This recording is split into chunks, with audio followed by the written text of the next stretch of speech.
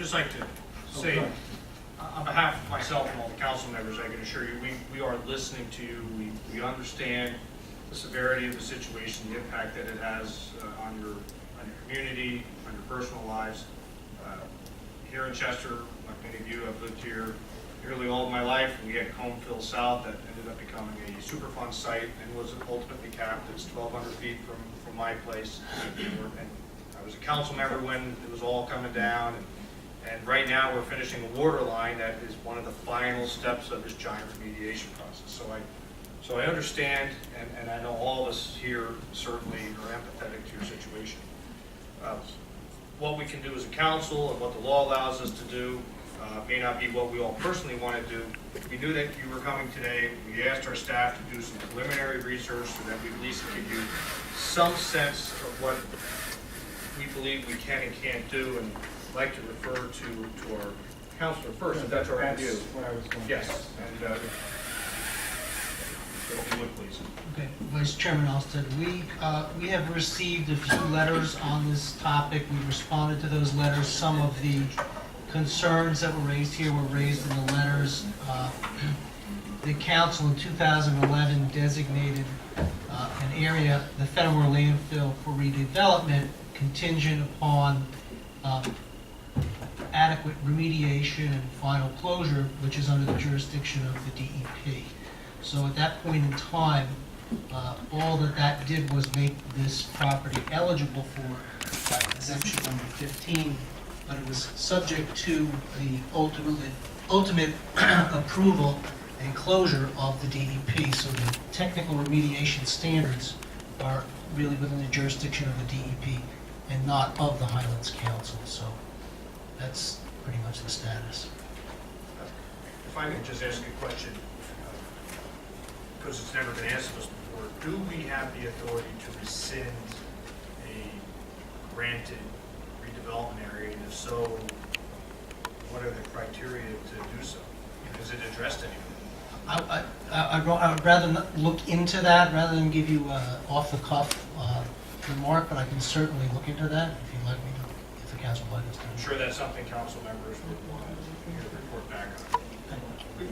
We've been discussing this evening, sending a letter to the legislature supporting the dual appraisal.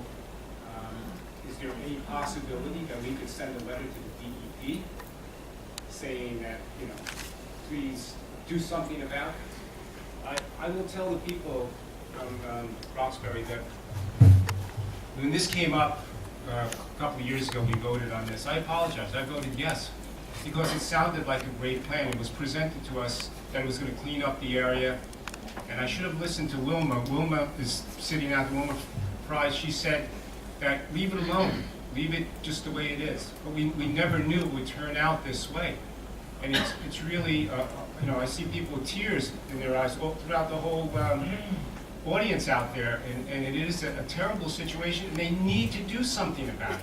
And if we can't do anything about it as a council, we should do something as individuals. But I hope that we can send a letter to the DEP, the governor, the legislature, do something about it. These people are suffering. It's just a terrible situation. And if they're going to go in there and they're going to test the people for any kind of health issues, which we're hearing tonight that people are having. And if that's proven beyond a doubt that there's health issues, and if the state doesn't do anything about it, we're in a bad state. You're here.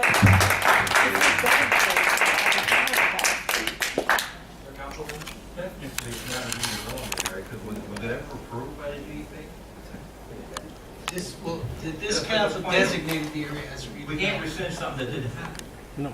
we designated the boundaries, then it was up to the DEP to grant the exemptions with the waiver. Did they? That point question is, was it ever granted? If it was never granted, then it's not an area of redevelopment yet. I mean, we can certainly address that issue, but until we actually know what occurred, we can say to them, yeah, well, we rethought this and we want to make sure that no exemption be approved at this time. We can certainly say that, because if I understood you correctly, part of the condition was that he approved, correct? The context of the approval of the redevelopment area was, at the time, a solar energy facility was contemplated, but that would only be after the landfill was appropriately closed and capped. And so for that purpose, that was the purpose that the council considered. Well, it's the, one of our other redevelopment. frustrations with the DEP. I mean, it's just, we just have to know the details, and they have to tell us the details. I think that. And only they can tell us that. I think we've been working on a 30-day clock on a number of issues, and I think that ultimately this is going to be a 30-day clock. We're going to need to do some research. We've got to dig in and look back into the resolution that approved the redevelopment, explore a little bit exactly what the DEP has done, and also explore what our authorities are, whether we can rescind a redevelopment area, and if we do, what does it really, what does it mean? What does that trigger? Maybe they should come and testify on what this is all about. Be available the next week. I think we're going to task our council. We've just delayed regional master plan for 30 days, so now we've got something to work on for 30 days. So I think that, I think it'd be fair to say on behalf of the council, we will direct our staff to do the appropriate research, and that for the next meeting, we will place this on the agenda and have a basis for giving you a response. Right now, any response we give you would really be Uninformed. that's correct. And so we do need some time to let the staff dig into this and do a little research. So you have that commitment from us tonight. Thank you. Thank you.